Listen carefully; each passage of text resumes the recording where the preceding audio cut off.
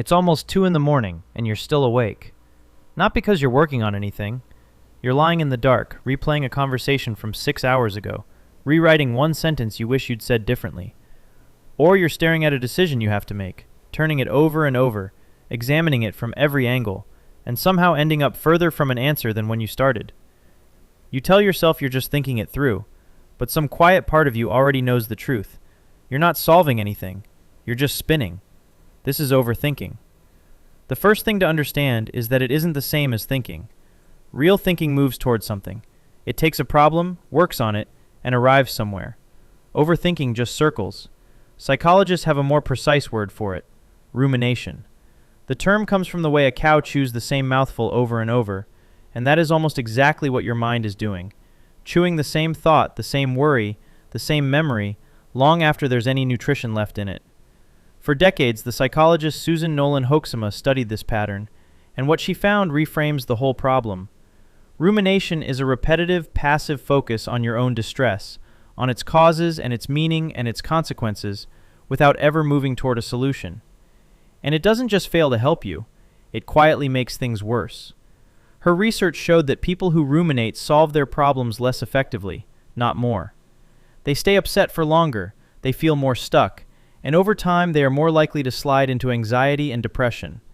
The very thing you are doing to feel more in control is quietly taking your control away. So why do we keep doing it? Because overthinking wears an incredibly convincing disguise. It feels like responsibility. It feels like if you just analyze the situation hard enough, replay the mistake one more time, imagine every possible outcome, you'll finally crack it. You'll find the answer, or prevent the disaster, or undo the embarrassment. Your brain treats the loop as useful work.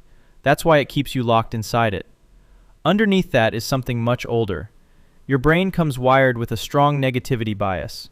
For most of human history, the mind that obsessively remembered the threat, the dangerous path, the angry face in the group, was the mind that survived. A pleasant afternoon could be forgotten safely. A near miss with a predator could not. Your brain learned to grab onto anything that feels threatening and refuse to let go until it feels resolved. The trouble is that a modern worry, an awkward text, an uncertain future, a vague fear that you're falling behind, never reaches a clean resolution. And so the brain keeps holding on. There's even a name for that pull toward the unfinished. It's called the Zeigarnik effect. Your mind keeps unresolved tasks and open questions active in memory, nagging at you, far more than anything you've actually closed. An argument that ended badly, a question with no answer, a problem with no obvious next step. To your brain, these are all open loops, and an open loop hums in the background and quietly demands your attention. Overthinking is your mind desperately trying to close a loop that simply will not close. There's a reason it's always worse at night, or whenever you're alone. When you stop doing things, when there's no task and no conversation and no screen demanding your focus, your brain doesn't switch off. It switches channels.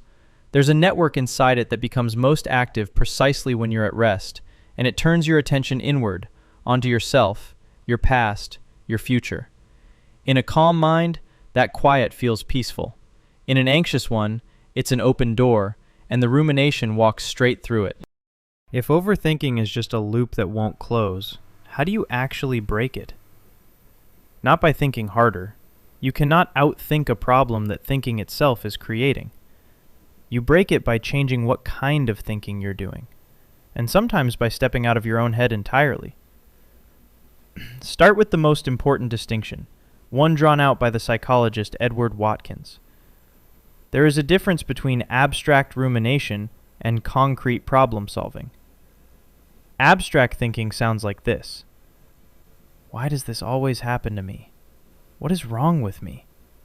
What does this say about my whole life? Those questions feel deep, but they have no answers. They just open more loops. Concrete thinking sounds completely different. What is one small thing I could actually do about this tomorrow? The moment you force a vague spiral into a specific, answerable question, you've turned rumination back into real problem solving. When you catch yourself asking why, gently switch to what. What is the next step, however small? The second tool is almost embarrassingly simple. Name what you're feeling. Not analyze it, name it.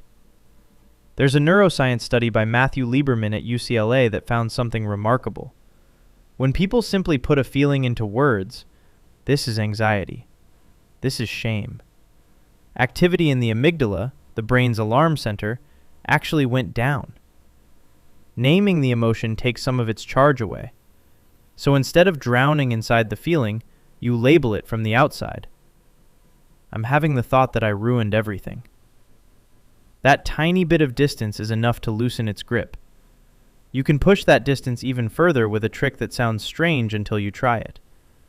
The psychologist Ethan Kross found that when people talk to themselves in the third person, using their own name instead of I, they calm down faster and think more clearly. Instead of, "Why am I so stupid?" you ask, "Okay, why is this bothering so much right now?"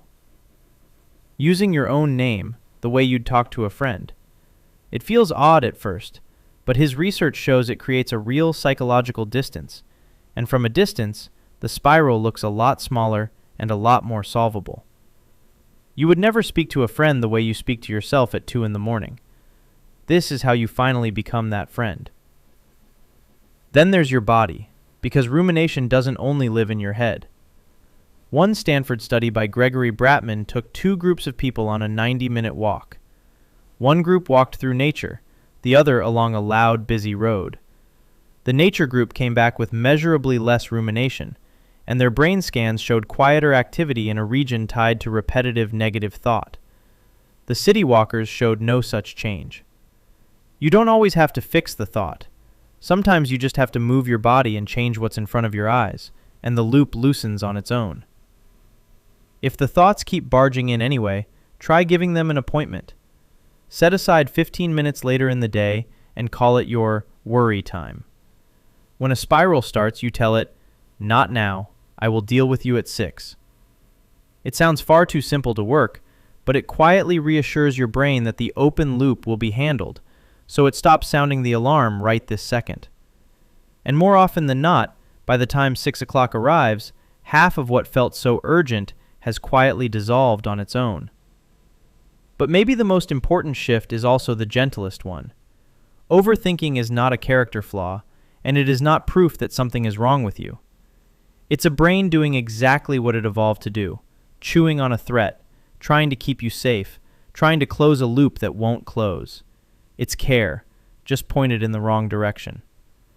The goal was never to switch your mind off. It's to stop treating every loop as urgent truth, and to learn when to gently step out of the circle. So the next time you catch yourself at 2 in the morning, rewriting a sentence that no longer matters, you don't have to win the argument with your own mind. You just have to notice the loop, name the feeling, ask one small concrete question, and let the rest wait until morning. You were never broken. You were just thinking a little too well about the wrong things. If this made you understand your own mind a little better, you'll feel right at home here. This whole channel is about why you do what you do. Stick around.